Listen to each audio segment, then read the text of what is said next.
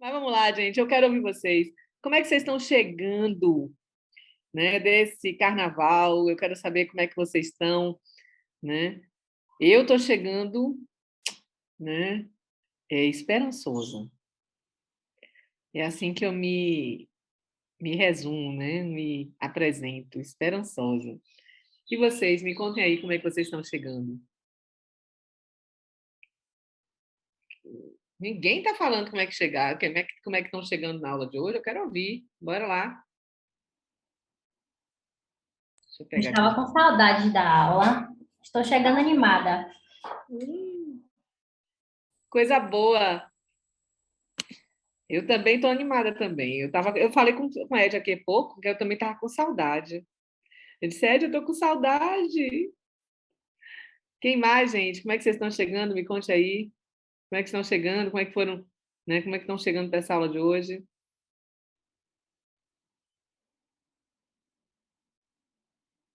Nem no chat o povo está se manifestando, viu?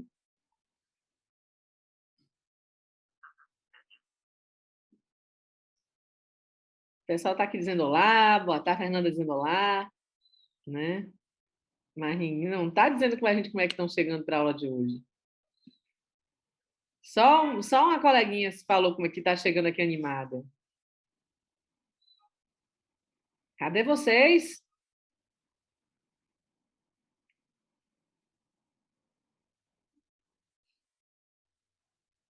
Eu estou muito ansiosa também, que a aula de hoje a gente vai falar sobre alienação parental, e é um tema que eu gosto muito, até porque eu trabalhei na minha tese de doutorado, né, a questão da alienação parental, da mediação na alienação parental, e assim, eu vou dividir muita coisa, né, da prática, do trabalho de pesquisa, das entrevistas que eu fiz, vou contar muita coisa, inclusive, que não está na tese, né, para vocês conhecerem. E vou contar para vocês também as experiências, né, da mediação dentro da alienação parental. Eu espero que vocês aproveitem o máximo possível e que a gente seja muito feliz nesse encontro de hoje. E cadê? Quero saber se vocês já estão vendo aí, né, os slides de hoje, né, porque hoje a gente Já vai está conversar. aparecendo aqui. Ai, que ótimo. Hoje a gente vai Mas conversar está exatamente. dividido, Ana, agora, sim. Aí, né? A gente vai conversar exatamente sobre alienação parental, e até porque hoje a gente tem. A gente não falava, na verdade, a alienação sempre existiu, mas a gente não tinha essa definição.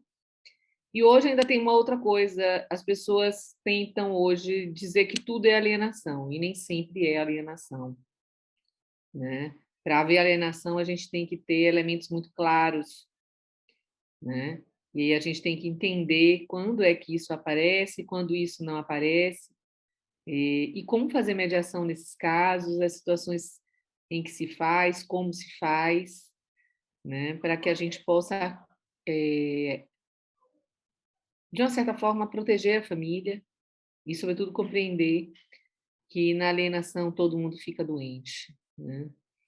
Então, e assim, a primeira coisa que eu convido para vocês é para a gente trabalhar o conceito do que é alienação, né? Para que vocês possam, né, a gente possa refletir sobre isso, né?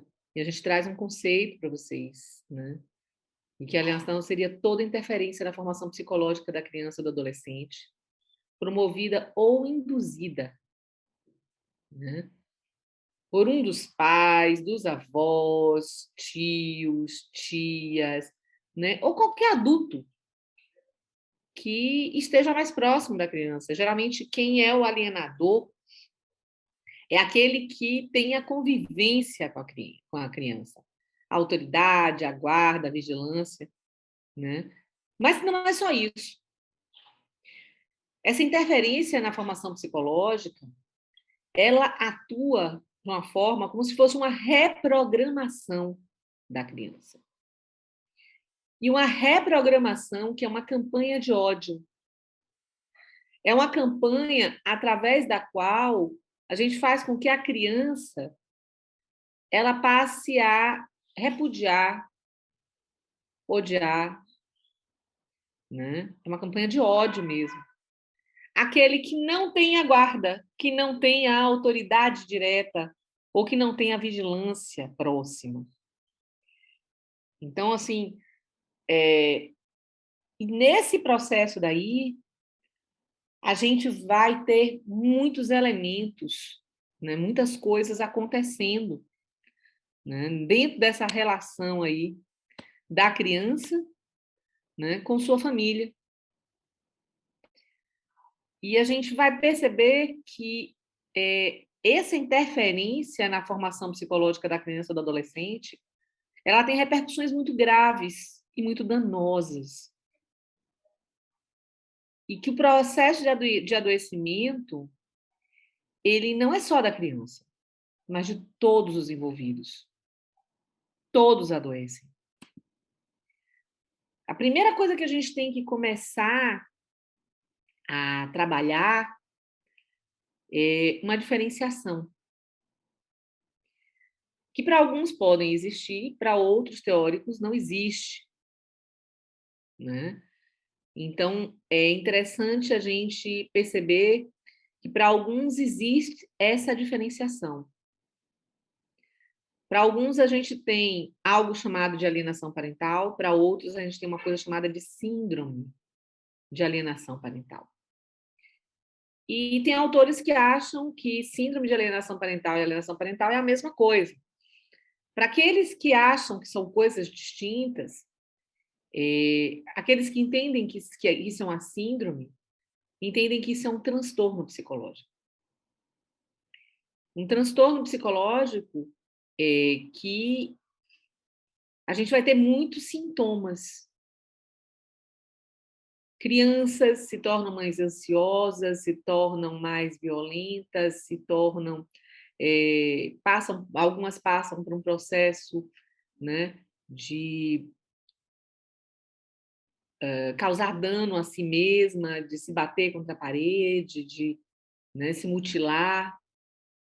Outras crianças têm um processo, um atraso, um retardo no processo de desenvolvimento, né, real e se trancam dentro de processos depressivos ou mudam o seu comportamento, passam a ser crianças ou adolescentes mais intimistas, né?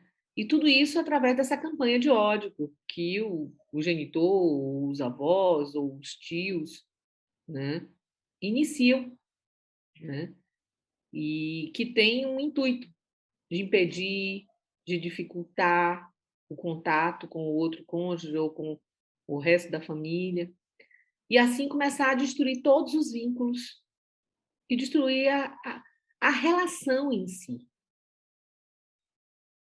E assim começa a fazer um processo de reprogramação, né,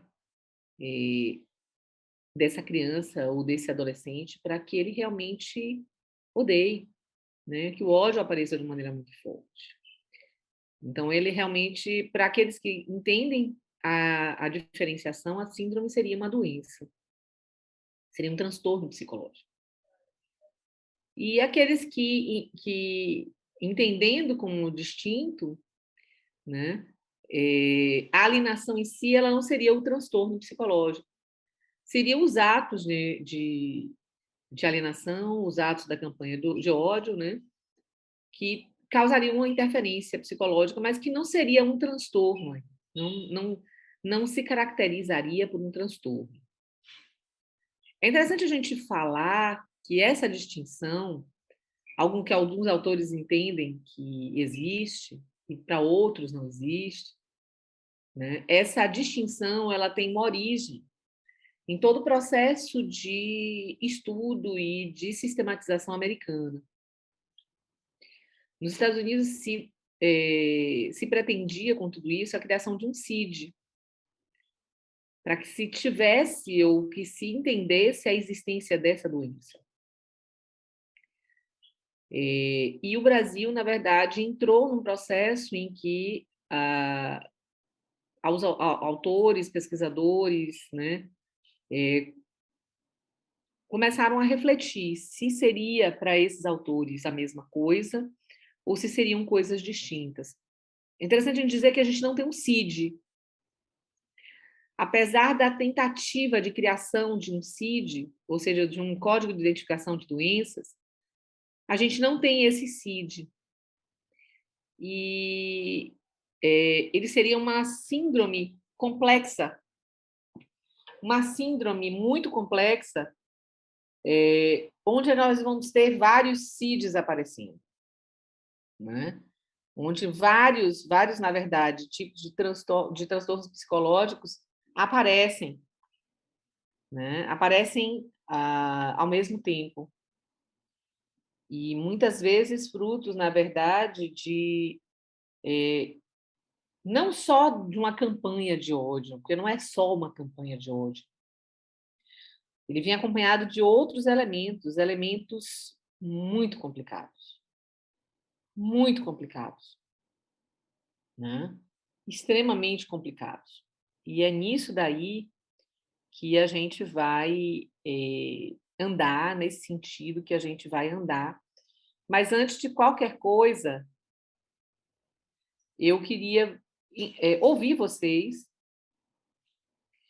para ver qual é o entendimento de vocês. Eu queria ouvir vocês para saber se vocês entendem que seria a mesma coisa ou se seriam coisas distintas. E é muito bom porque, como esse grupo é um grupo multidisciplinar, né? Tem pessoas de várias formações, é muito interessante a gente fazer e ouvir, né, o entendimento de vocês. E eu queria ouvir vocês. Eu particularmente não sabia a diferença de alienação parental e síndrome. Eu acho que eu confundia os conceitos. Eu acho que eu considerava tudo como alienação parental. Aí agora que você falou, que eu estou dando uma olhadinha aqui no conceito, e eu vejo que eu misturava os dois conceitos. Eu achava que era tudo alienação parental. Na verdade, você tá certa. Existem duas linhas. Uma que entende que tudo é alienação parental e outro que faz a diferença, a diferenciação. Agora, Ana, em relação à alienação parental e à síndrome, eu creio que a alienação parental, não sei se eu estou certa, ela vai levar à síndrome, porque é uma coisa que vai, começa de pequenininho ali e a falta de respeito, etc., com esse genitor, né, que está sendo deixado de lado, vai se tornando uma coisa doentia e realmente aquela pessoa não é mais considerada nada. Pai, mãe, seja lá o que for. Exatamente, é exatamente isso que acontece. Mas tem autores que não fazem essa distinção. E a maior parte trata como... No Brasil, a gente vê poucos autores fazendo a distinção, né? Até porque não se conseguiu a criação de um CID para que a gente pudesse ter o reconhecimento da síndrome em si com a doença catalogada.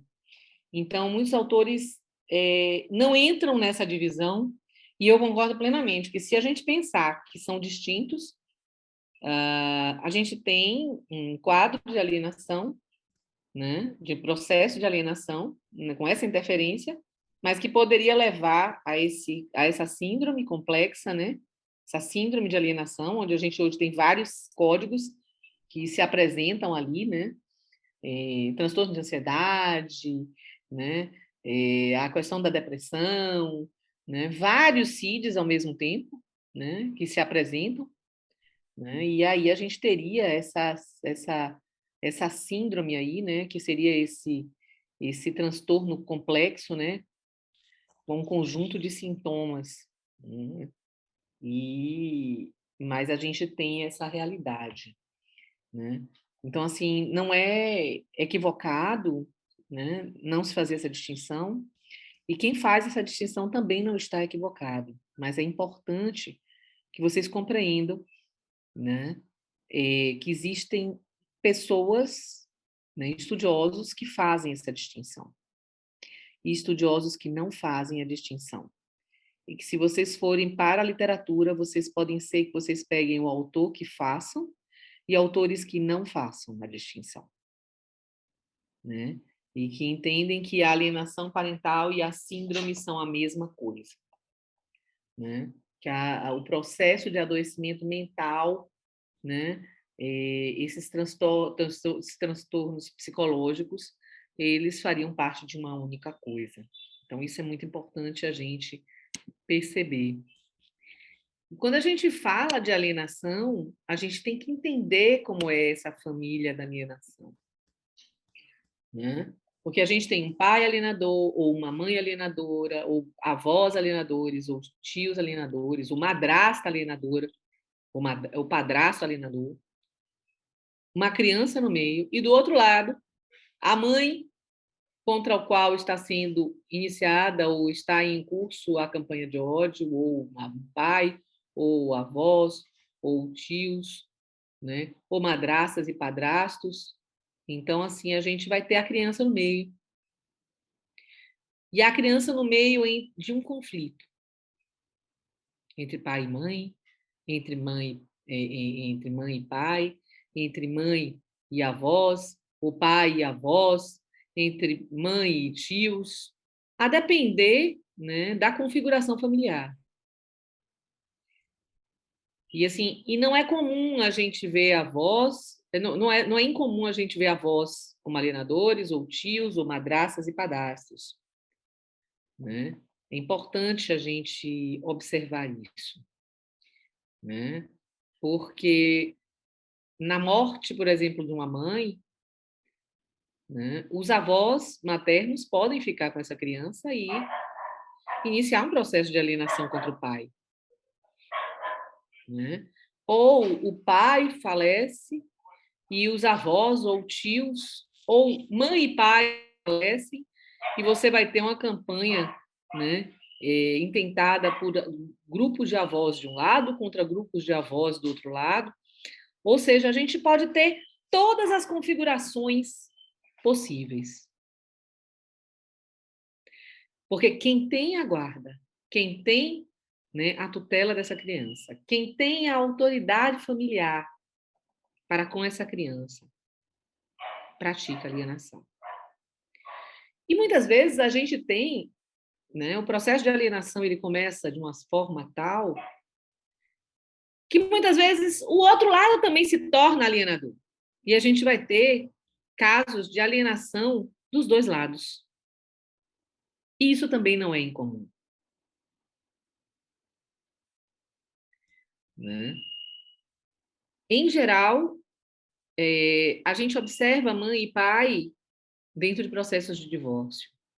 Avós e tios, quando a gente tem ou falecimento ou afastamento de um dos pais, né?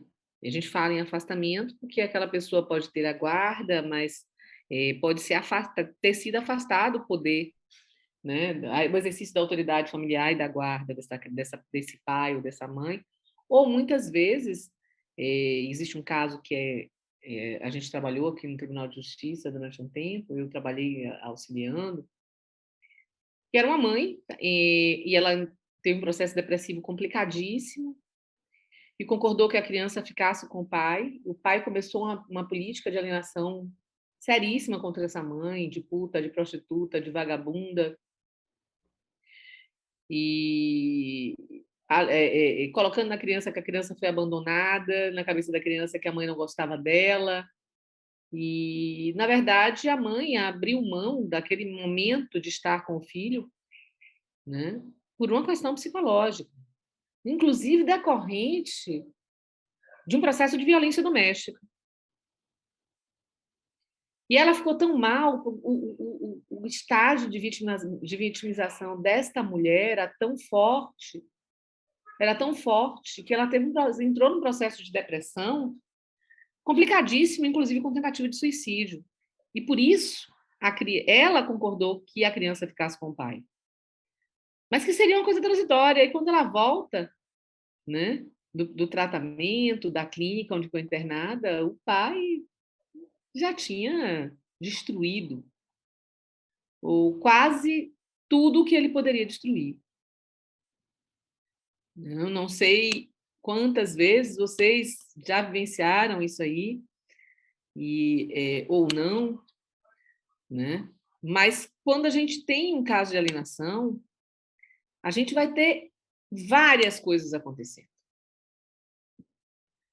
A realização de campanha de desqualificação da conduta do genitor no exercício da paternidade e da maternidade, a dificuldade de exercício da autoridade parental, a dificuldade de contato da criança com o genitor, a dificuldade de exercício de direito regulamentado de convivência familiar, a omissão deliberada de informações pessoais sobre a criança. Por exemplo, o menino vai ser internado, o menino muda de escola, muda de endereço sem falar. A questão de falsas denúncias, né, contra o genitor, né, e denúncias complicadíssimas, inclusive de abuso, né, contra a criança, ou de violência contra a criança. Né? Então, a gente vê muitas coisas acontecendo.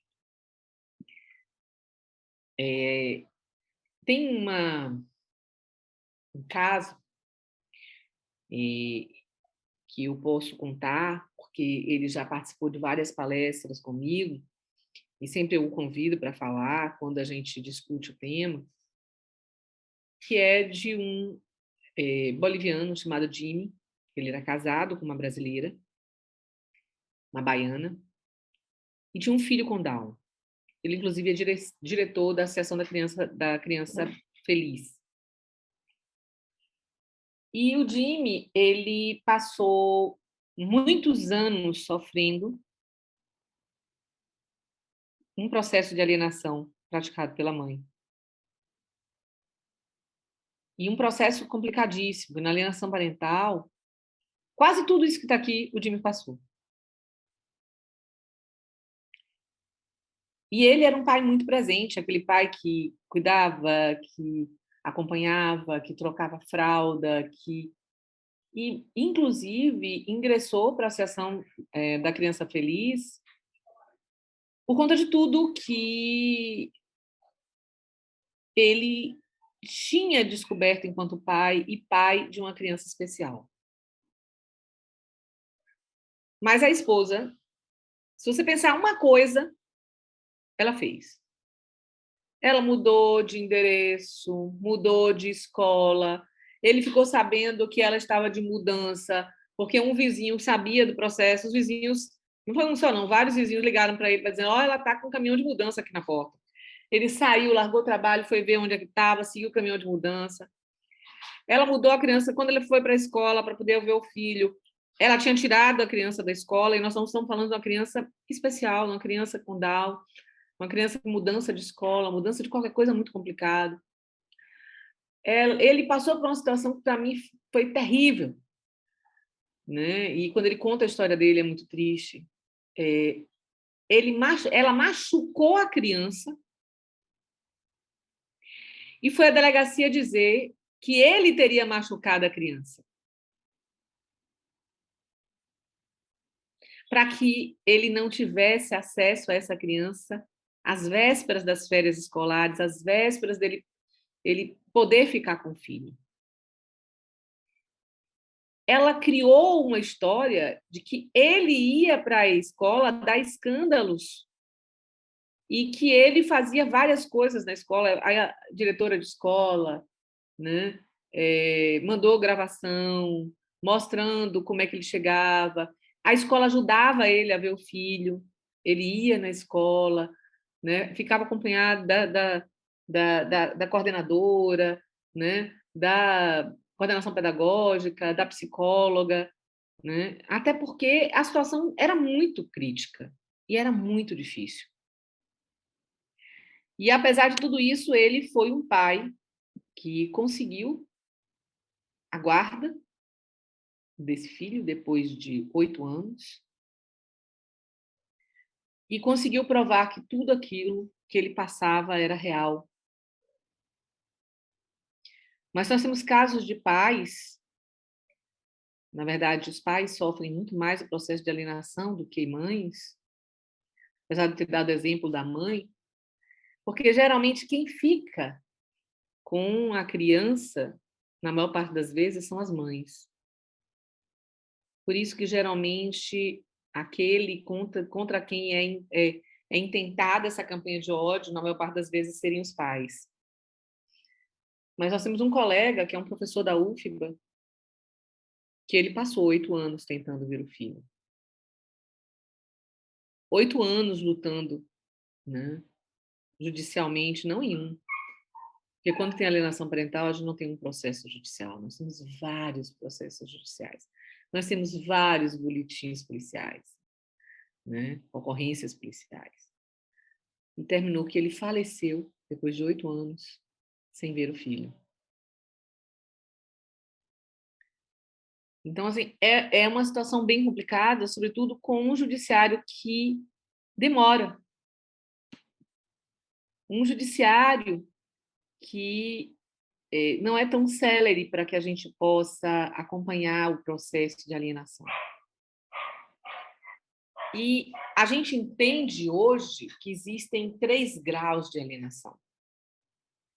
Um grau mais leve, onde o ambiente é hostil, acontece, né, nos eventuais encontros entre os pais, né, onde a visitação do outro genitor, apesar da campanha de ódio, ainda ocorre de forma tranquila, onde essa campanha de difamação ela já existe, mas ela ainda não está num estágio tão grande, e, sobretudo, a criança começa a se sentir culpada por se sentir feliz quando está com outro pai, com outro cônjuge, ou com a outra parte da família da qual ela está sendo afastada. Ela se sente triste, ela se sente culpada por ter ido para um parque, por ter tomado sorvete, por ter ido para uma praia, e por ter aproveitado e ter gostado de estar ali com seu pai, ou com sua mãe, ou com seus tios, ou com seus avós. A alienação também ainda pode ser moderada. Aí agora já é um pouco mais forte. O processo de alienação já fez com que essa criança tivesse um vínculo de dependência emocional desse alienador. É como se fosse, na verdade, uma mistura de cúmplice como defensor. Ele começa a defender, né, a mãe alienadora, ou o pai alienador, ou os avós alienadores. E os conflitos começam a aparecer mesmo aí. E começam a ser mais graves, da mesma forma que do que as acusações. Aí a gente vai ter acusações de todos os tipos, de agressão, de abuso, né? De todas as naturezas. E o pior de tudo, o alienador, gente, ele acha que ele não está fazendo nada. Que ele não está causando nenhum dano ao seu filho. E acha que aquilo dali é normal que ele está falando. E o que ele está fazendo ali, ele já está começando a destruir, a romper os vínculos dessa criança com o outro lado que está sendo alienado. Na sua versão mais severa, a gente já vai ter uma criança completamente afastada do outro lado.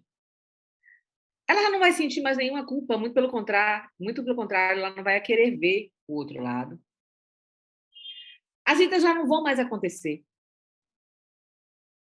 E quando acontecem, é só briga, é só complicação, é só desconforto, e termina que isso se torna um peso. E a criança começa a exibir vários traços. A criança começa a ser rebelde, a criança começa a ser violenta, a criança já está numa situação de automutilação, a criança, né, ou o adolescente já começa a passar por tudo isso. E a gente começa a perceber várias coisas. Deixa eu pegar aqui a cena do filme.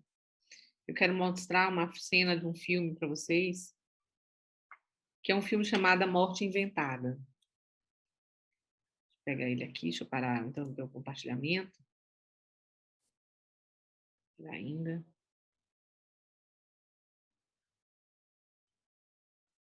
E é um filme que eu recomendo vocês conhecerem um pouquinho, dessa relação. Ai, meu Deus, sai aí.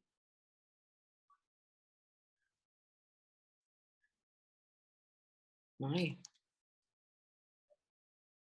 E eu recomendo muito que vocês, na verdade, assistam, para que vocês possam ver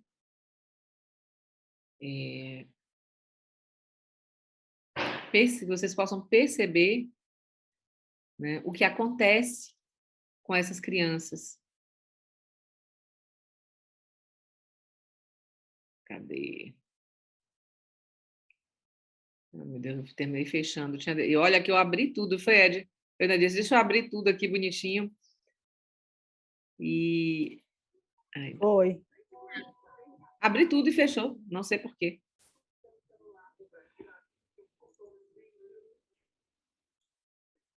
Ai, meu Deus, cadê o vídeo?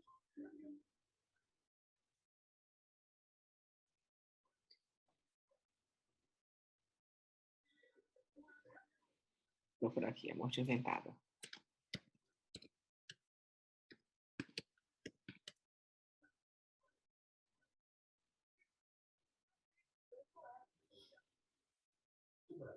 Aqui.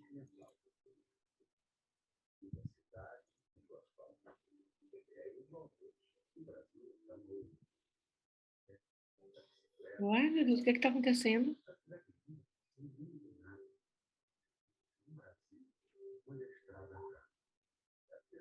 Sumiu? Ele não está abrindo.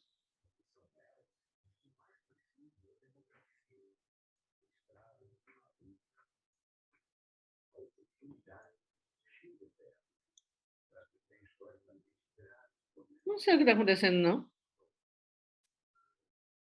Deixa eu ver se mudou alguma coisa aqui. Compartilhar a tela, está aberto. Você está até com um co-anfitriã que eu coloquei você.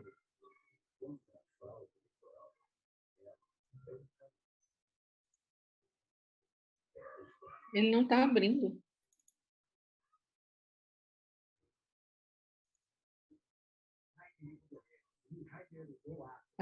Eu vou botar aqui. Eu vou botar, em vez da morte inventada, eu vou botar um outro para vocês verem. Que é o filho dividido. Talvez aqui ele vai abrir. Na verdade, eu ia botar a morte inventada, né? Mas não estou conseguindo abrir.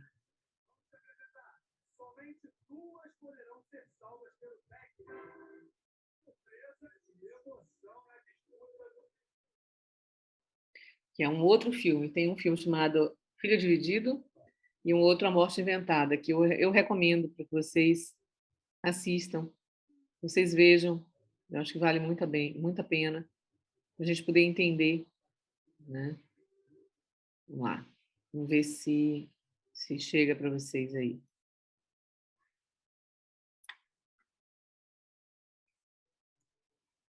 Ai, meu Deus. Compartilhando a tela.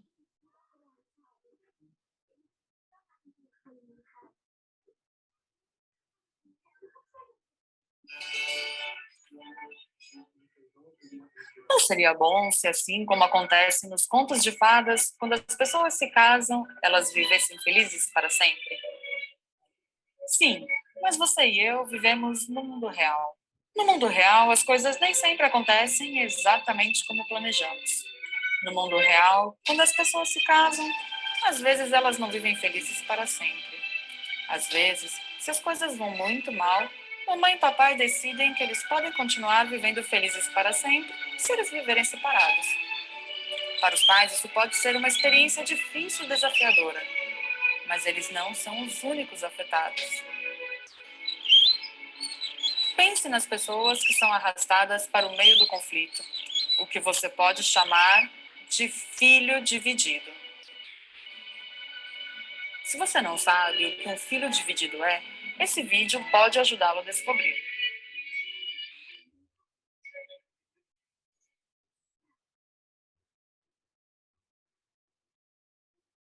Quando eu falo a palavra detetive, em quem você pensa? Sherlock Holmes? Inspetor Bugiganga? Inspetor Clouseau? Cia? Mas pense de novo.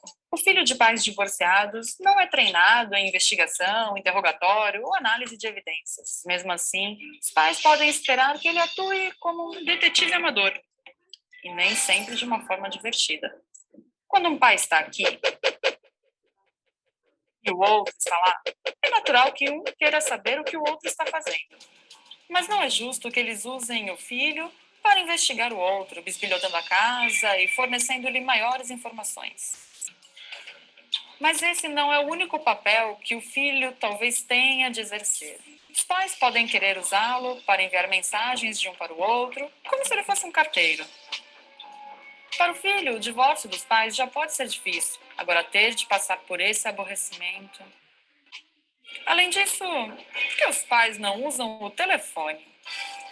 E quanto à escola, as coisas nem sempre são tão simples. Até os melhores amigos do filho podem não saber a sua situação, e alguns cenários podem ser ameaçadores. Olhe o teatro da escola, por exemplo. Vamos dizer, a classe acabou de apresentar uma peça de teatro e é a hora dos aplausos. Alguns filhos podem ficar felizes ao perceberem o aplauso entusiasmado de seus pais. Seria bom se, assim como acontece nos contos de fadas, quando as pessoas se casam... Veja o que eu fiz aqui. Pronto. Olhe o teatro da escola, por exemplo. Vamos dizer, a classe acabou de apresentar uma peça de teatro e é a hora dos aplausos. Alguns filhos podem ficar felizes ao perceberem o aplauso entusiasmado de seus pais.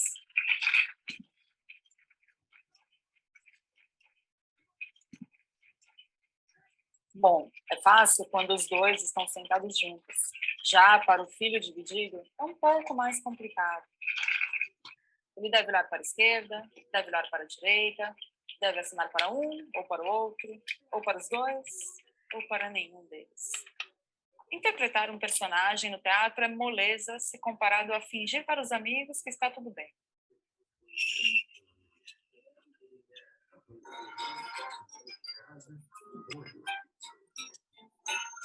Todo mundo gosta de Natal, quando todos se reúnem para celebrar a principal festa do ano. Comidas gostosas, como o tradicional peru assado.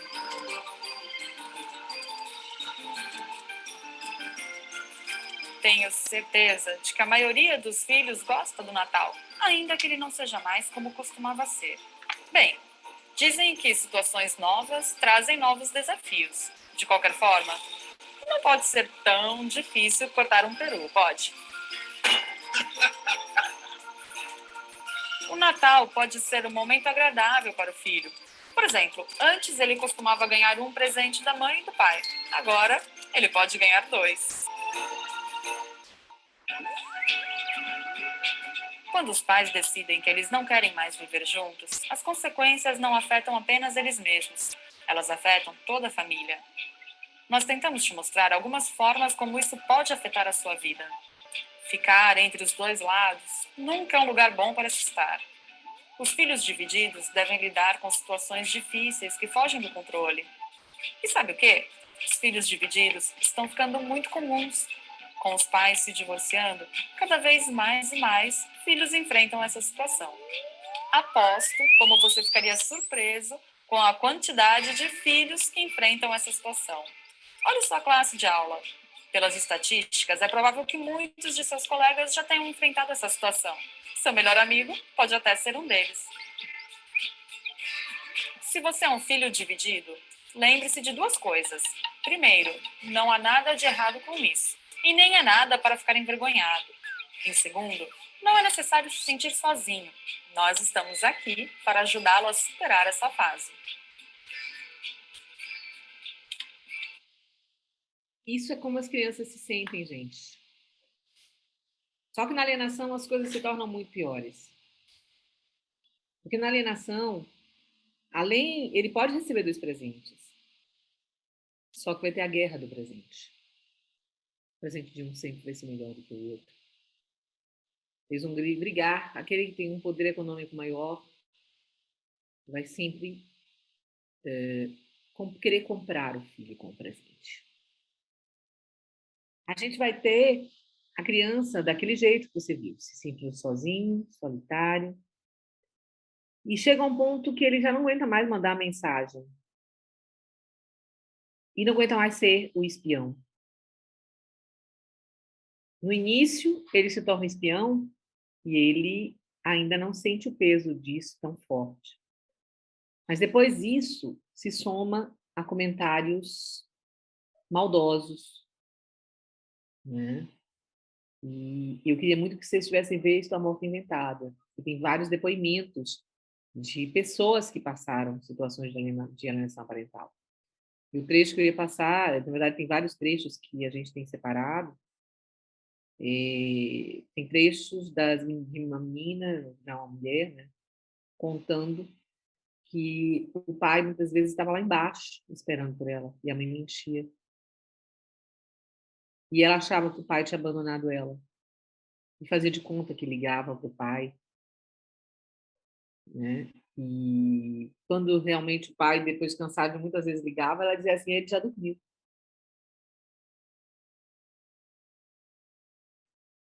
E esse processo ele vai a cada dia, gente, piorando. A cada momento ele piora. A cada momento essa criança sente mais e mais, né, o reflexo de tudo isso. Ele percebe que o pai, a morte do pai para ele foi uma invenção. Começam as consequências. Essa criança começa a ter, né, estabelecer uma relação de desconfiança e de maior intimidade com outras pessoas. Ela começa a ter uma mudança no seu comportamento mais agressivo na escola, nos relacionamentos, em casa, em todos os lugares que ela está, em todos os microsistemas onde ela está. Ele começa a ter dificuldade de lidar com todas as situações que tragam emoções fortes, como raiva, e, sobretudo, dificuldade de aceitar o não. Ela passa a ter insônia, pesadelos, sono inquieto, falta de apetite, muitos sintomas físicos, como dores de cabeça, dor de estômago, cãibra. E não sei quantos de vocês sabem, muitas crises de asma, crises intensas, porque o processo asmático ele tem um gatilho muito forte de natureza emocional. Não obstante esse sentimento de culpa e de impotência que ele vai experimentar. Começa a ter baixa estima, falta de confiança, de autoconfiança, se torna uma criança ou um adolescente, né, preso no seu próprio mundo. E uma raiva muito intensa de tudo. Depressão. Não obstante, ainda uma coisa que é muito comum, né, comportamentos de risco e de delinquência. Muitos, inclusive, a gente percebe, né, que esses comportamentos antissociais se tornam uma grande realidade. Não obstante ainda que muitas vezes eles tentam suicídio, e a gente tem muitos casos de suicídio de crianças e adolescentes. Mas a gente tem que olhar que nem tudo é alienação. Às vezes o filho pode ter mais afinidade com um pai do que com um cônjuge do que com o outro, né? E assim a gente vai essa questão da afinidade, né? Vai se manifestar, sobretudo porque ele quer proteger aquele que está assim, tá lá se apresentando como mais fraco, porque ele admira muito mais aquele que se apresenta forte, porque ele se identifica, né, com a identificação sexual daqueles genitores, né, e outras coisas, por ele parecer mais com um do que com o outro. Então tem que observar que muitas vezes é afinidade, não é alienação. A gente vai perceber, e aí a gente vai ter que prestar bem atenção, que mediação pode ser solução como pode não ser solução. Quando a gente veio com a lei a lei de alienação parental foi aprovada, foi discutida no Congresso Nacional, ela previa uma cláusula em que a mediação era apresentada como solução. E depois de muitas discussões e de um processo de ativismo muito grande daqueles que estudavam, sobretudo psicólogos, sociólogos, assistentes sociais, né, e pessoas da área jurídica que estudam a questão da alienação parental, as pessoas começaram a dizer que essa cláusula não deveria existir, essa previsão legal não deveria existir, esse artigo, e eles conseguiram que esse artigo não fosse aprovado. E conseguiram que ela não fosse aprovada por um motivo. Nem sempre mediação é a solução. Quando a gente tem uma situação que já chegou a um grau de violência, onde a espiral do conflito ela já transbordou e já passou do limite, mediação não vai acontecer como uma solução. Porque esses pais já vão estar envoltos em uma relação com vários processos judiciais, vários pedidos de medida, várias questões e várias ocorrências crime. E já não tem mais como a gente trabalhar a construção de uma solução amigável. Mas a gente tem situações em que a mediação pode ser solução. A legislação, de uma certa forma, podia não prever isso, mas ela não proibia, mas não trazia como obrigatório. Hoje a gente vê a questão da mediação como uma etapa em todos os processos judiciais, mas as partes podem não querer, não desejar participar e não ter a mediação dentro do processo judicial. Mas o ideal é que a gente observe, e é muito importante isso para a defensoria, que tem situações que é melhor que não se tente levar à mediação. Porque aqueles pais, aquelas pessoas, elas estão tão adoentadas, tão doentes, que aquilo dali só vai contribuir para que o conflito aumente mais e mais e mais e mais. Mas a mediação pode ser solução, sim. Quando as partes, né, passam a se sentir protagonistas daquilo dali, responsáveis pela solução dos problemas. Quando a mediação traz oportunidade para que as partes possam falar sobre os seus sentimentos, sobre os seus anseios, sobre aquela necessidade que não está sendo atendida e que se abra ali um canal de comunicação. Não obstante ainda que a mediação ela é confidencial e que o conteúdo das sessões de mediação familiar serão confidenciais e não vão poder ser utilizadas como meio de prova. Daí ser muito importante garantir o sigilo, a não gravação das sessões de mediação, a não utilização de celulares para se gravar as falas de um para o outro. Alguns cuidados que são muito importantes. E, sobretudo, porque a mediação ela traz ali a possibilidade da criação de um espaço em que o conflito ele pode ser mitigado e que os diálogos possam alcançar uma forma mais amena e pacífica. Então a gente tem que ter muito cuidado, porque nem sempre a gente vai poder usar a mediação.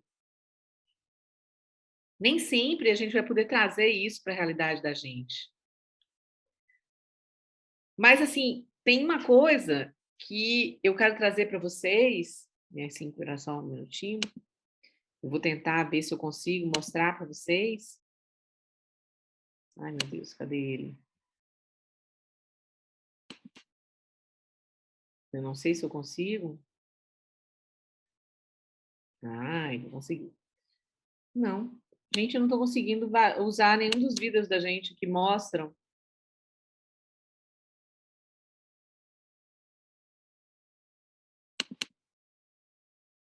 Vou ver se eu consigo. Gente, nenhum dos vídeos está querendo abrir. Por que os vídeos não querem abrir? Vamos ver se esse da... Não. Gente, não sei o que está acontecendo com meus vídeos. Nenhum quer abrir. E a gente vai ter que prestar bem atenção. Deixa eu ver que eu vou conseguir, sim. Não é possível que nenhum vídeo apareça.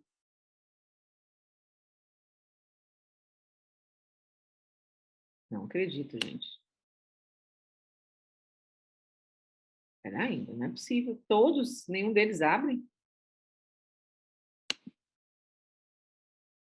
Estou chateada agora. Vai. Eu vou tentar, talvez depois do intervalo da gente a gente consiga mostrar.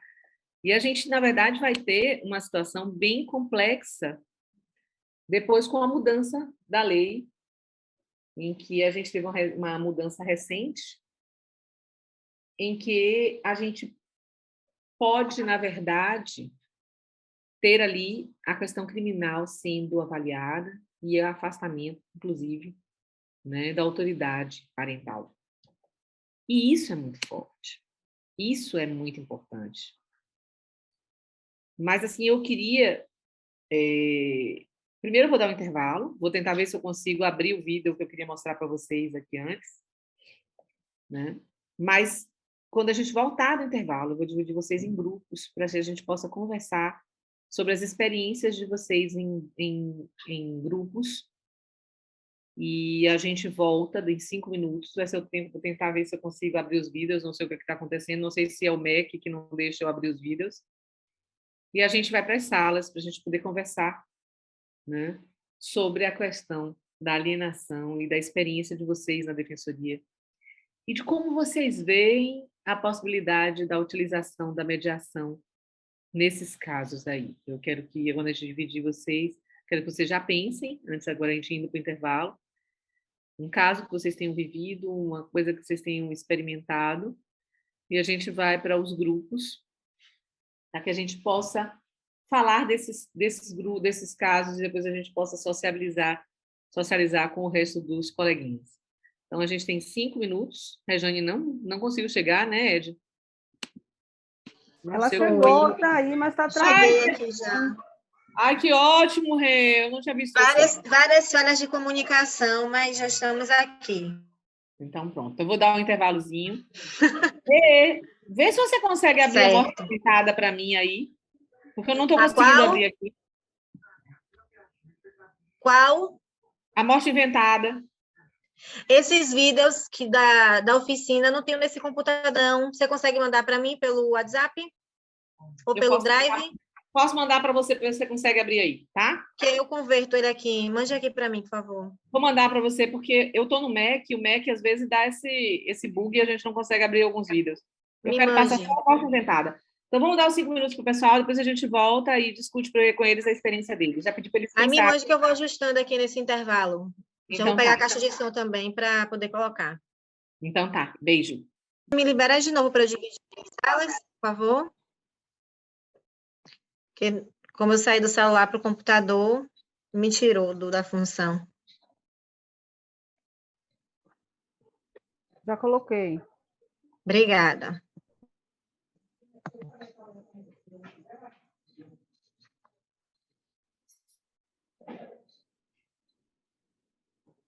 Vou colocar, a gente tem o quê? 5 minutos, né, para conversar. Vou colocar, então, grupos menores para vocês terem mais tempo.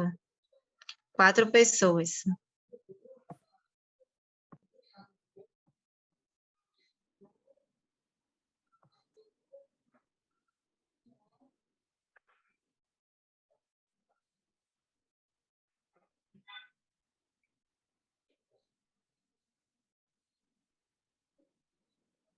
Pronto.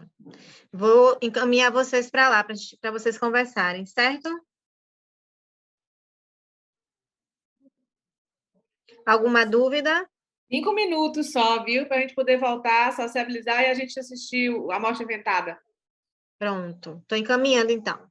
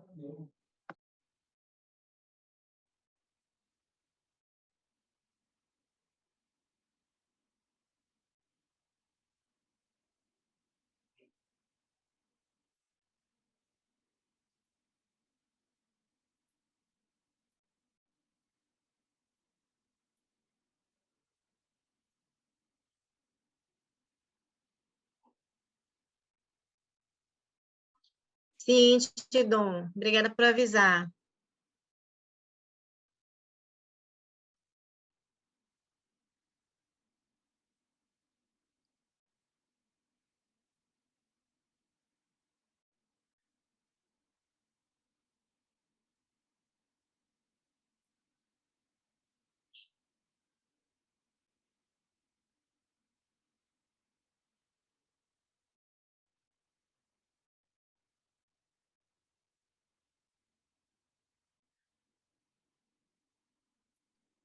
Comecei a fazer a contagem agora, viu, Ana?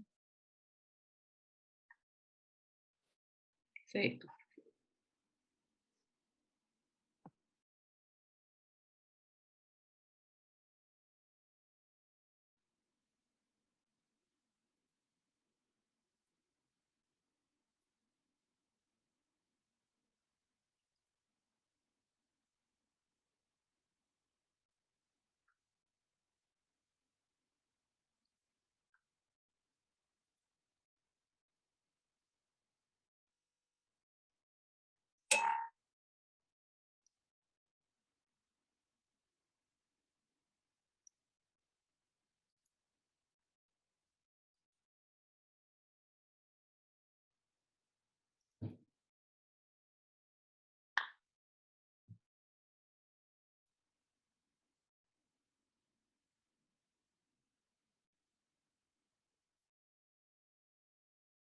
Ed, eu vou mandar esses vídeos para você pelo WhatsApp, para você mandar para o pessoal. Tá, mande aí para mim. Porque tem um que eu gostaria muito que eles vissem, mas ele é grandinho, é um depoimento de 19 minutos. Eu vou mandar ele também, para eles poderem assistir. Mas a gente vai passar a morte inventada, né? E o trechinho de Salve Jorge, se der tempo. Tá bom. Ficaram 2 grupos, Ana. Faltam 2 minutos para eles retornarem. Acho que vai ser rápido o debate. Vai. Eu acho que dá tempo para a gente poder fazer.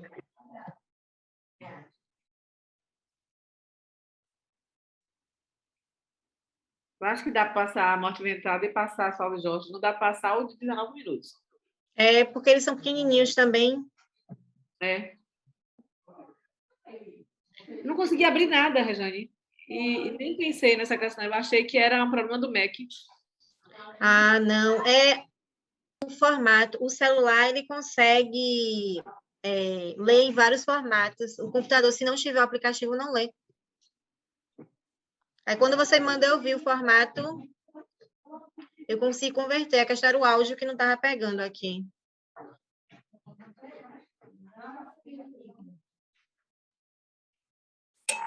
Faltam 2 minutos para eles voltarem.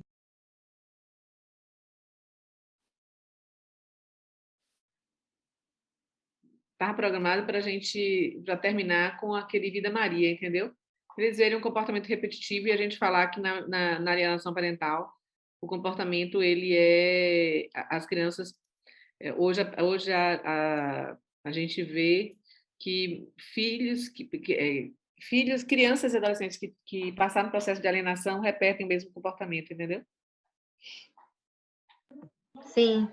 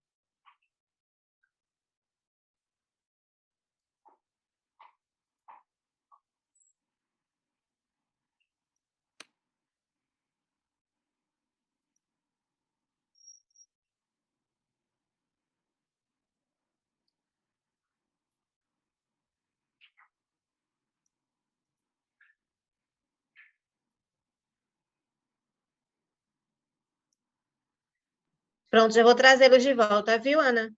Uhum.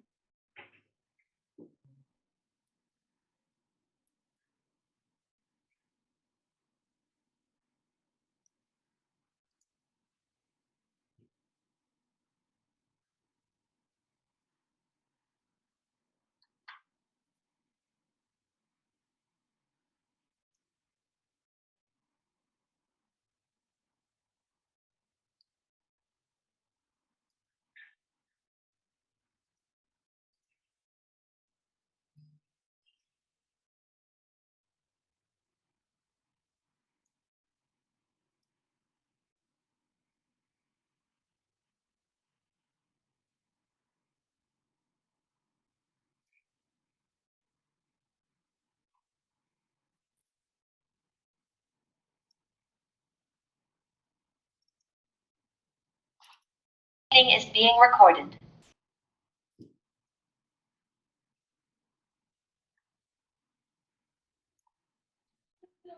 Voltamos. E aí, vamos lá, né, Rê? Como é que foi? Ouvir vocês, Vamos como sim. foi a experiência de vocês? Foram 2 grupos que acabaram se formando. O grupo do Alan e o grupo de Lucy. Quem é que vai representar o grupo de Alan?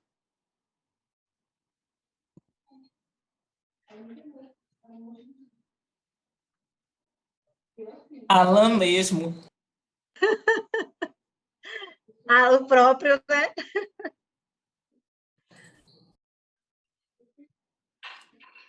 Hoje eu cheguei um pouco atrasado, né? E eu estava até meio que resolvendo umas questões aqui, mas quando entrou na dinâmica, os colegas me explicaram que era para a gente tratar sobre essa questão da alienação, né, parental, os casos que nós vimos na Defensoria Pública, né? A gente conversou lá e, bom, a abordagem normalmente que na Defensoria a gente tem, quando se verifica um caso de alienação parental, é basicamente remeter para o NAP, né, que é o Núcleo de Atendimento Psicológico, sendo que o Núcleo de Atendimento Psicológico tem um profissional habilitado nessa área de psicologia para fazer um atendimento mais humanizado, um atendimento mais especializado, já que nós da mediação, especialmente, não temos uma formação, não é pré-requisito que a gente tenha formação na área de psicologia, mas sim na área de direito.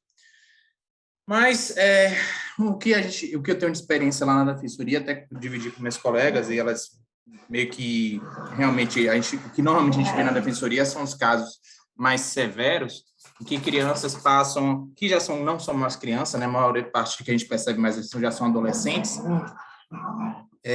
sofrendo violência, né, automutilação, tentativa de suicídio, que são mais decorrentes desse processo de alienação que parte de ambos os lados, né? Esses adolescentes, eles acabam apresentando certos transtornos, certos problemas psicológicos que só a partir de um tratamento mais aprofundado, como equipe multidisciplinar, para superar as questões que foram desenvolvidas durante a infância. É basicamente isso que normalmente a gente percebe lá, né? E mais pessoalmente nos atendimentos de mediação, eu percebo que normalmente os pais faltam uma certa maturidade afetiva, acabam perdendo a visão. Espera um momentinho rapidinho aqui, que eu estou falando com outro cachorro aqui, rapidinho. Sem problemas.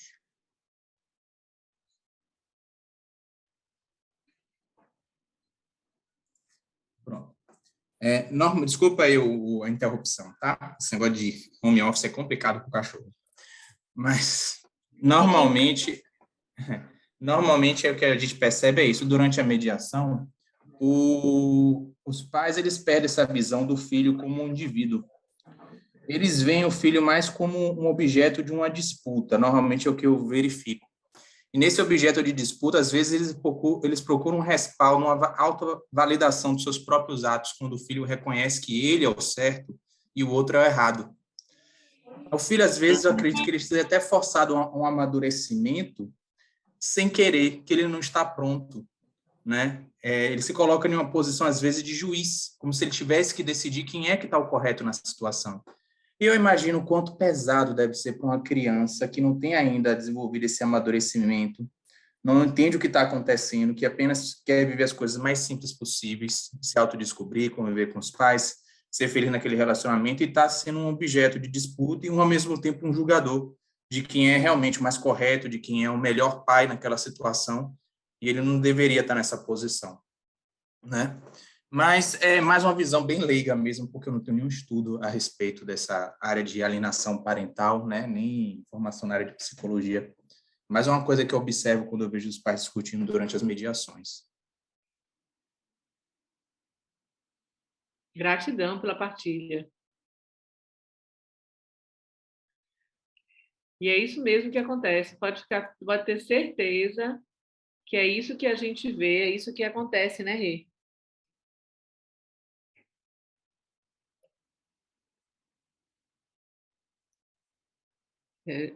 Jane?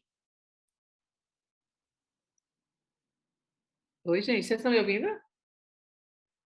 Ou sim, Ah, Rejane que deve estar com problema. ela deve ter Está aqui caído. conectando o áudio ainda. Então, assim, Alan, é bem isso que acontece mesmo, e esses aí a gente já achar, talvez não tenha entrado no momento ainda, a gente falou dos graus de alienação, né? E quando acontece já esse problema da mutilação, da depressão, da tentativa de suicídio, a gente já vai estar no grau mais severo. Geralmente as relações entre a criança e o pai os vínculos estão praticamente comprometidos, né? E a criança ela já está num processo de sofrimento psíquico muito elevado, né? Consegui, Ana. Meu áudio derrubou aqui no computador, aí eu entrei pelo celular. Tá assim hoje o Zoom, tive que instalar, desinstalar, enfim. O segundo grupo agora, né? Só que a gente perdeu, algumas pessoas saíram já do nosso encontro, e aí na outra sala só ficaram Érica, Juliana e Miriam. Então, vamos Quem lá. deles vai falar? Vou Tô vendo falar que e, Miriam... eventualmente, se alguém quiser complementar, fique à vontade. No nosso Obrigada. grupo, basicamente, eu expus 2 casos mais recentes que eu peguei de alienação parental, um que envolvia a guarda voenga e tinha toda a situação de diferença, né, destoava ali a condição econômica e a vulnerabilidade social com relação à mãe e à avó, e a avó acabava utilizando isso para poder ali, né, tirar a neta ali do seio materno. E chegou até nós, a gente estava atendendo a avó, inclusive, só que a gente visualizou essa situação, né, no próprio diálogo ali com a genitora, e assim como a Alain, o primeiro passo que a gente faz na defensoria é acionar o NAP, justamente por ter ali os profissionais que dão esse apoio para a gente. E nessa oportunidade acionei o NAP, a assistência social e a psicóloga, ambas fizeram ali o estudo e posteriormente a gente fez a mediação ali, eu junto das profissionais do NAP, e a gente fez um acordo, tentando, como tinha essa questão da alienação parental, e que se dava ali no fato da avó tentar pegar para si a neta, né? Uma solução que a gente encontrou foi tentar fazer um plano de convivência familiar. E aí, nesse plano de convivência, a gente colocou a forma como ia se dar a convivência materna, paterna e a própria convivência voenga, que era a que estava preponderando na situação. Esse foi um caso. E um outro caso, que infelizmente não consegui resolver extrajudicial, foi a situação de alienação parental, que nesse contexto de alienação parental, a criança não queria retornar ao domicílio do pai, que era quem detinha a guarda da criança até então. A gente tentou a conciliação, a mediação com o suporte do NAP, a gente realizou o acordo, mas ele acabou não sendo cumprido e a gente acabou tendo que judicializar a causa. E aí, posteriormente, Lucivone, Érica também trouxe a importância desse suporte do NAP, né? Até porque normalmente nessa situação de alienação parental tem esse conflito emocional envolvido, e justamente por ter esse lado emocional arraigado, né, emoção à flor da pele, acaba dificultando a compreensão e assimilação por parte dos envolvidos ali, que acaba criando um bloqueio. Então, diferente das mediações tradicionais, quando se tem alienação parental, é mais difícil, né? Você tem que ter mais de um encontro, vai ter que ter essa intervenção mais forte do NAP para poder tentar trabalhar na conscientização, já que no fim das contas a criança que é a principal prejudicada, né? Fica utilizando ali a criança como objeto, como forma de um atingir o outro e no fim a criança ou adolescente é quem mais sofre. Então no geral foi isso, mas se alguém quiser complementar, fique à vontade.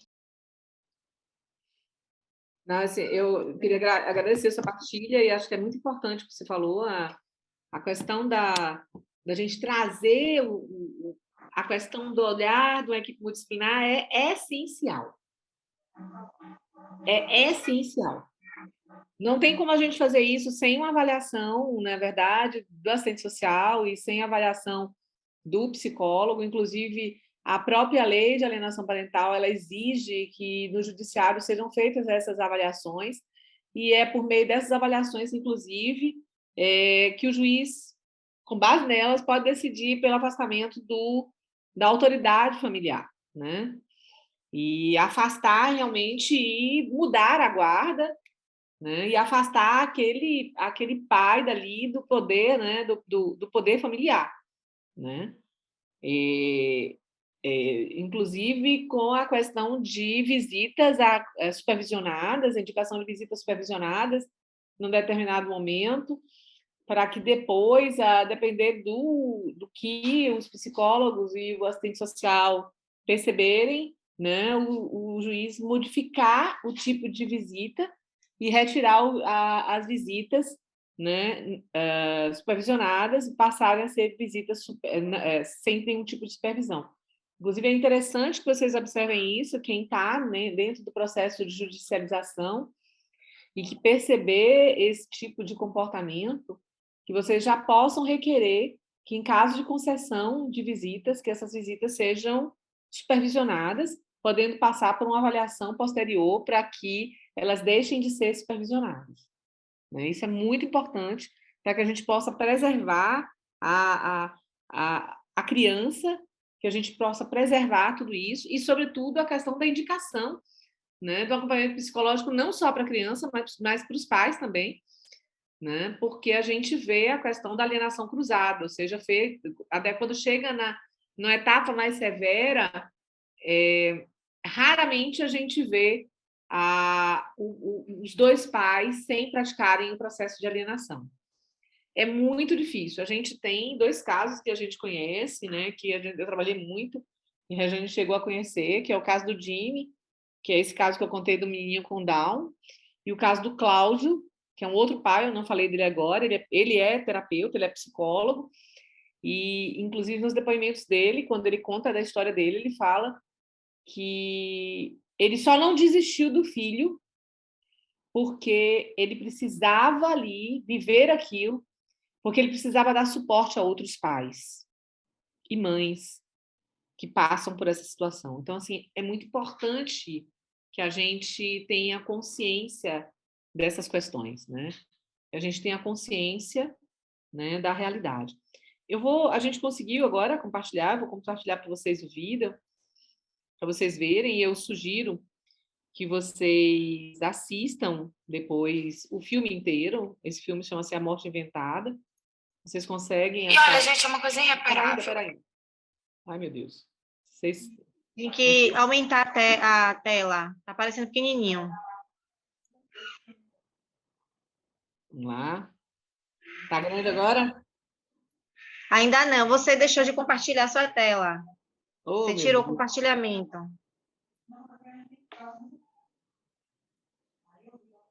Pronto. Será que isso aqui é... E olha, gente, é uma coisa irreparável. Por mais que hoje eu me dê bem com meu pai, com a família dele e tudo, não é a mesma coisa da convivência. É impressionante, gente. É muito sério. Eu acho que muito pior do que uma surra, sabia? Esse tipo de violência, eu sou muito mais levar todas as surras que eu levei e não ter que me reconstruir psicologicamente depois do que essa reconstrução psicológica que você vai ter que fazer posteriormente, que é muito mais difícil. O medo de ser aceita até hoje, para mim, é uma coisa muito forte.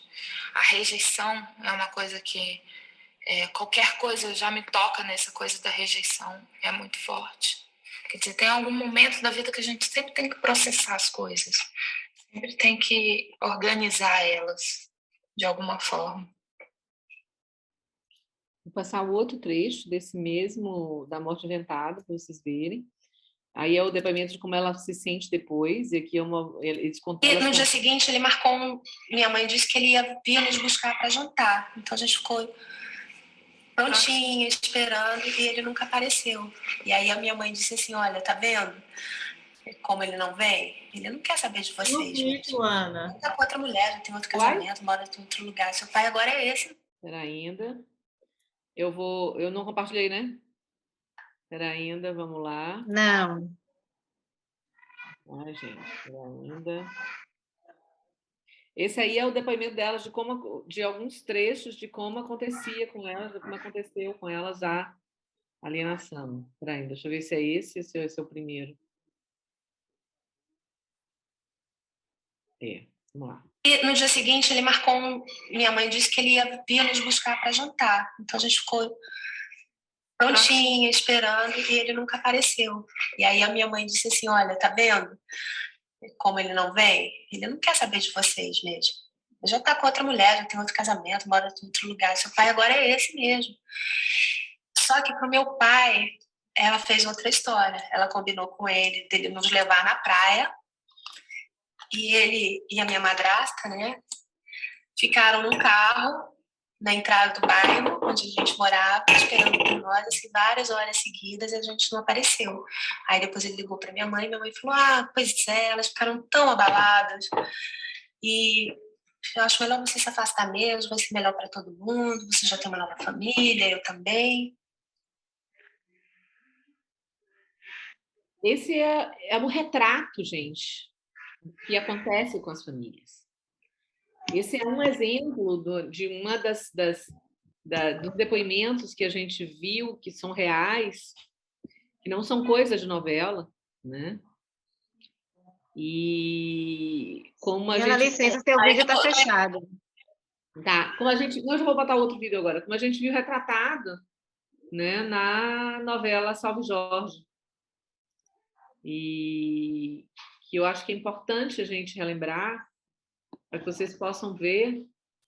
Tá, eu tô indo para uma... E é interessante que a gente perceba, gente, não vou abrir o vídeo porque esse é um convite para vocês, né? É interessante que vocês percebam que comportamentos, como vocês relataram, como a Alan relatou, né, de mutilação, é o que a gente vê durante o processo de alienação. Mas, geralmente, essas crianças e adolescentes que sofrem o processo de alienação, eles vivenciam outras coisas e outros problemas e outras questões, e que são muito importantes a gente tocar por um motivo, né? E que é muito forte. Em geral, essas crianças, elas passam por um processo de repetição de tudo aquilo que eles viveram, né? Eu estou tentando achar o vídeo da Maria aqui para poder passar para vocês, né? Que eu abri, eu consegui descer também, aliás, eu consegui baixar todos, né? E o processo de repetição, gente, ele é muito parecido com o que acontece nesse vídeo que está aqui. Deixa eu ver, procurar ele aqui, ver se ele está aqui aberto. Ai, meu Deus do céu. Ele ficou... Não, eu não consegui salvar. E ele ficou para a gente, né? E é interessante Tem vocês... ele no YouTube, Ana. Esse Maria, ele tem no YouTube. Vida Se de você Maria, coloca, você consegue. Vida de Maria tem. Você consegue reproduzir pelo YouTube. Vida Maria YouTube. Vamos lá. E o que acontece com uma criança quando a gente fala da vida de Maria? Cadê? Vida de Maria. Estou achando não rir. Eu nem consigo colocar aqui porque meu áudio não está funcionando. Pedro de Maria. Gosto de documentário. Achei. Achou? Não sei, deixa eu compartilhar. É Vida Maria, documentário aparece. Já peguei. Eu tô com ele aqui.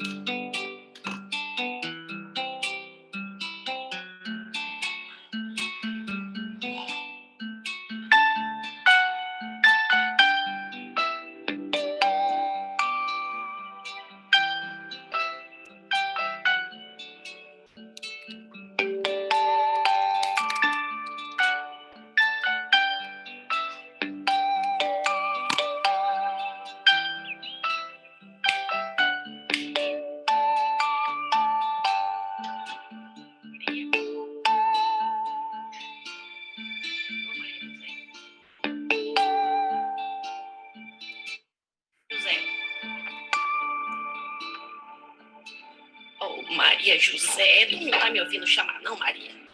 Tu não sabe que aqui não é lugar pra tu ficar agora? Em vez de ficar perdendo tempo desenhando o nome, vai lá pra fora arranjar o que fazer, vá. Tem um pátio pra varrer, tem que levar água pros bichos. Vai, menina, vê se tu me ajuda, Maria José.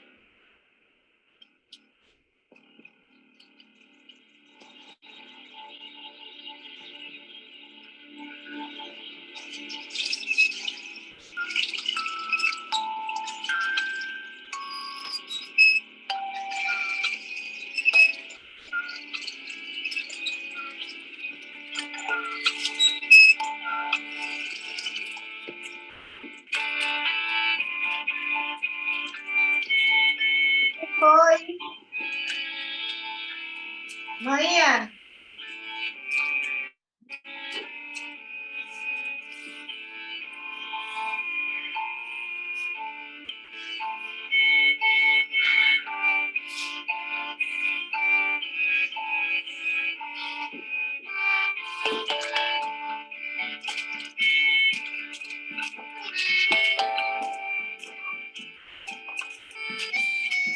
Bença, pai. Deus abençoe. Tudo bom, Maria? Tudo bom, Antônio. Me dê aqui, deixa que eu levo. Não precisa não, Antônio.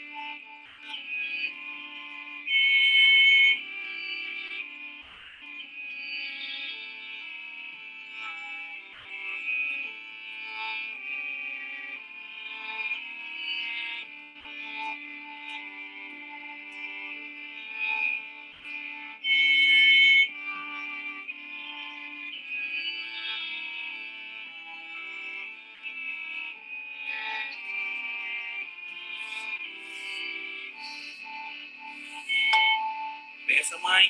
Bença, mãe. Bença, mãe. Bença, bença, mãe. Deus abençoe. Deus abençoe.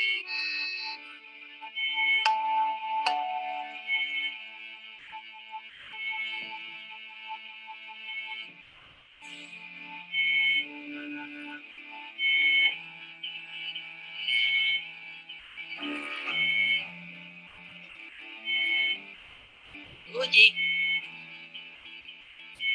Ó, Lude.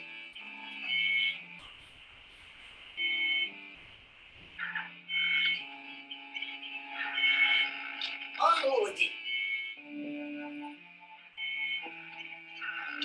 Ó, Lude. Tu não tá me ouvindo chamar, não, Lude? Tu não sabe que aqui não é lugar pra tu ficar agora?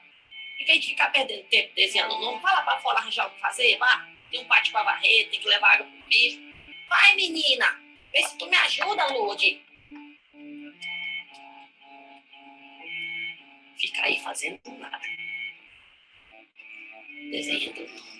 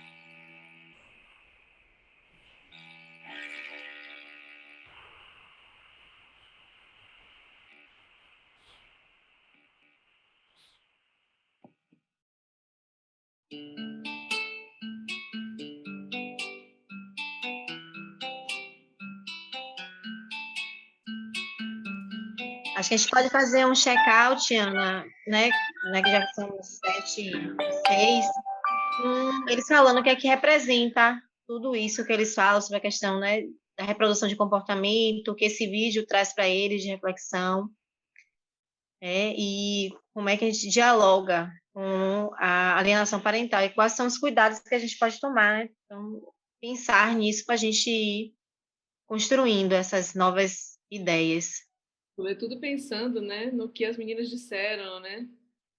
E a necessidade de um acompanhamento psicológico para que a gente não veja esses comportamentos, né, sendo repetidos. Então, esse é o convite que a gente faz a vocês, para a gente poder fazer essa discussão no nosso check-out.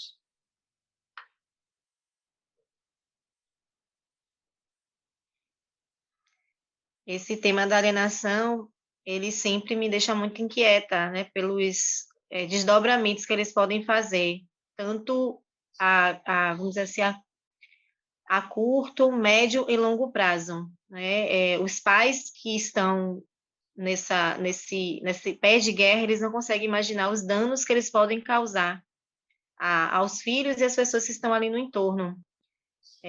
Na próxima aula, eu vou trazer algumas experiências de círculos que eu fiz, que tinham indícios de alienação parental, e que alguns desses indícios depois foram comprovados, inclusive pelos próprios pais, sem precisar passar até por perícia, por laudo, mas dentro do movimento mesmo da justiça restaurativa, do círculo, eles perceberam, eles se enxergaram como pessoas que estavam alienando, e que isso estava adoecendo, né, os filhos. Na Eu próxima vou aula a gente contar vai para falar sobre vocês. isso e ainda vai usar esse vídeo de novo, porque a gente vai começar a falar também sobre a visão de gênero que esse vídeo traz para a gente. Mas vamos lá? Isso. Vamos ouvir E vocês? vocês?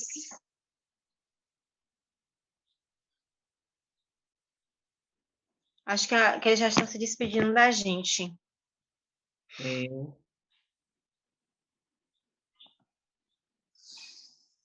Vamos lá, gente? Fazer o check-out pensando nisso aí?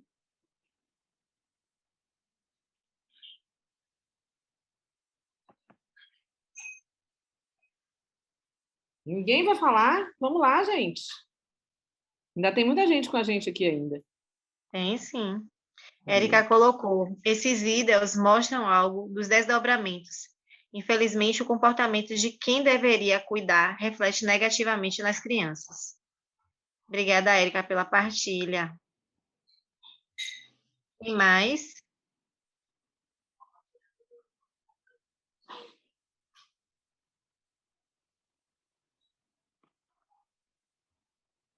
Podem falar também, gente, se não quiser ir para o chat.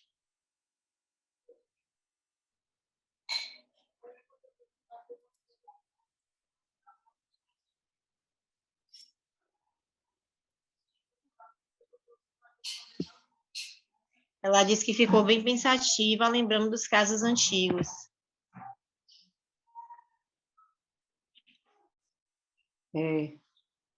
Alan disse: existem padrões de comportamento que são replicáveis a nível de subconsciente que os próprios pais não se dão conta. Verdade. A alienação parental pode criar padrões.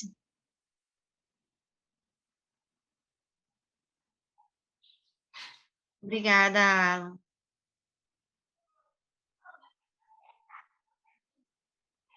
Cadê? Quem mais está aí?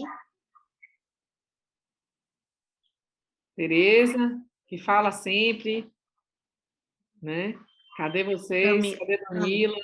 Já está aqui falando. Camila falou: estou pensativa. E Tereza falou: abandono afetivo é enorme e os danos são maiores ainda. E a Alan está complementando aqui, dizendo, inclusive, a sabotagem do próprio relacionamento para reviver o mesmo padrão vivenciado na infância. E Camila falando, pensando na reflexão, o que posso fazer? Essa aula vai deixar vocês bem reflexivos mesmo, né? A gente... Desculpa estar falando agora, mas, bom, é que eu estava pensando aqui nessa questão desse vídeo que foi passado da criança e tudo mais, né? E a mãe reproduzindo. E, às vezes, eu fico assim pensando nessa questão da alienação parental. Essa coisa veio aqui na minha cabeça agora. Por exemplo, eu percebo muito na alienação parental que, às vezes, por exemplo, a mãe fica sempre falando mal do pai. Ou o pai fica sempre falando mal da mãe. Existe muito na psicologia, eu já vi muito ser dito na psicologia que existe aquela questão do padrão feminino, padrão masculino na nossa mente, né? Tem aqueles padrões que nós criamos. Aí eu fico assim, é uma interpretação que eu estou fazendo agora, assim. Imagine uma criança que, por exemplo, uma menina que sempre vê falando mal do pai. Ela começa a criar uma imagem negativa do homem, do que é o homem, um ser negativo, né? Ou um pai que fica falando mal constantemente da mãe para o menino e ele vê a mulher como uma imagem negativa. Por mais que no futuro ele queira criar, ou essa menina ou esse menino queira criar um relacionamento saudável, um casamento saudável e tudo mais, ele já tem um padrão negativo do oposto. E às vezes eu fico pensando que talvez isso leve até subconscientemente a eles sabotarem os próprios relacionamentos, sabotarem as próprias relações, os próprios casamentos, na medida que eles começam a reviver aquelas situações familiares e ter seus filhos, e aí vai aquele ciclo de ódio continuando, e sendo replicado, e aí tem relacionamentos que nunca se dão, casamentos, uniões que nunca se dão certo por causa desse ciclo criado de oposição ao sexo oposto, ao parceiro, porque sempre viu os pais tendo aquela reprodução sempre daquela imagem negativa do outro. Sei lá, foi uma coisa que eu pensei aqui agora. Isso é a reflexão que esse vídeo me trouxe, né? Gratidão, Alan. Isso é a realidade, viu? E, assim, é por isso que a gente traz esse vídeo para a gente começar a pensar, né? E como é importante esse apoio multidisciplinar durante o procedimento de mediação, durante o processo judicial e, sobretudo, a conscientização que esses danos, né, na verdade, podem trazer, né, para a vida futura. E a necessidade do acompanhamento pós tudo isso na vida dessas pessoas, né, que passaram por um quadro de alienação. Isso é que é importantíssimo. E não só na alienação em si, das questões da alienação, mas toda essa questão desse processo de ódio, como você mesmo trouxe, isso é muito importante para a manutenção dos relacionamentos, né? Para que um relacionamento seja sadio, para que o relacionamento não seja um relacionamento doentio. Terapia sempre, Tereza, exatamente. Né? Não sei se mais alguém queria trazer alguma coisa, para a gente poder concluir, né, Rejane? Sim. A gente vai começar a nossa próxima aula falando dos círculos de paz na alienação. E depois a gente vai falar sobre a questão de gênero dentro dos conflitos, dentro da vida, né? Eu espero que a gente aproveite bastante isso. Sim. Ed, já passou o novo calendário para eles? Ou vai mandar por e-mail? Não, estava esperando você fazer o calendário com aquelas datas, só que assim, eu mantive contato com Ana Leide, aí ela me deu, é isso que eu quero falar com você depois. Tá. Ela me deu algumas aguardando sugestões para poder a gente refazer esse calendário. Aí amanhã de manhã eu te ligo. Eu já até conversei Pronto. com a Ana Paula aí, para a gente refazer esse calendário. Amanhã de manhã eu te ligo. Pronto. Ou então de tarde. Fico aguardando, então. Não, me ligue de manhã, porque de tarde eu vou pegar a estrada. Pronto. Viu? Aí de Então, manhã a gente consegue resolver isso. Perfeito. Então, gente, ó, beijo no coração de vocês. Ficam com essa Amanhã não tem reflexão. aula. Lembrar só o pessoal aí que amanhã não tem aula. Amanhã não tem aula. Procurem um filme, A Morte Inventada. Vai ser muito legal para a gente poder finalizar essa discussão na próxima aula da gente, na próxima semana.